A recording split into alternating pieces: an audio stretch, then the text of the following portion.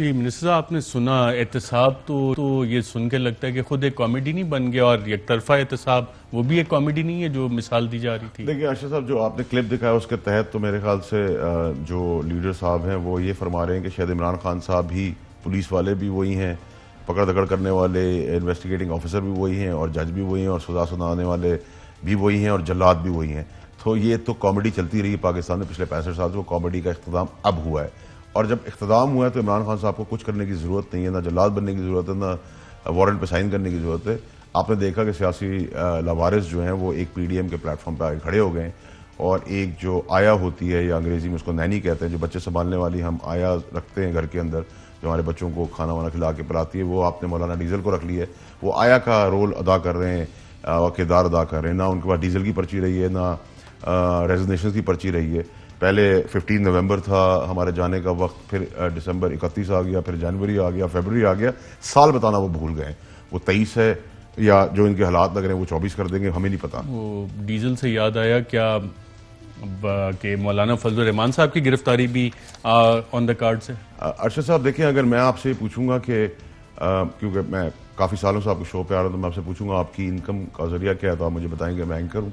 मैं क्योंकि आपके वो तो आप निकाल के रखते हैं, हर वक्त सामने होती है, पिछली हुकूमत भी निकाल के रखती है, आप लोगों ने भी निकाल के रखा कि जी निकालो। आपके वालिद के कारोबार का पूछूंगा तो मैं उनकी सर्विसेज का पूरे पाकिस्तान को पता है। मैं उनके वालिद का पूछूंगा तो वो भी हमें सबको पता है, पूरे पाकिस्तान को पता है। लेकिन आप मुझे एक बात बताएं कि भूखे नंगे लोग जिनके पास कपड़े भी पहनने को नहीं थे, वो बगैर कारोबार, बगैर नौकरी के आज अरब और खरबपति कैसे बन गए, ये सवाल करने वाला है। उसमें मौलाना डीजल आते हैं, उसमें मेजॉरिटी ऑफ जो पॉलिटिशियंस आते हैं असेंबली के अंदर। डीजल का हवाला इसलिए दिया था कि डीजल की आज आपने प्राइसेस इंक्रीज किए, आपने हवाला दिया था।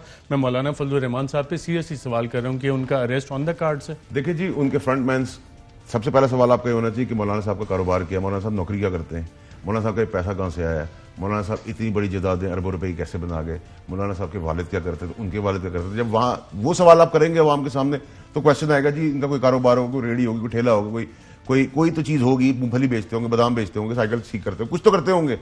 वो कुछ करते भी अगर 40-45 साल में तो शायद हम मान लेते को ठिया होता, लेकिन बगैर नौकरी और बगैर कारोबार के इतने हो गए। जो फ्रंटमैन के नाम आए जिससे बेबस और फड़फड़ा रहे हैं सारे के सारे, इन सबको पता है इनके केसेस बनते गए जहां पे इनके फ्रंटमैन पकड़े गए हैं।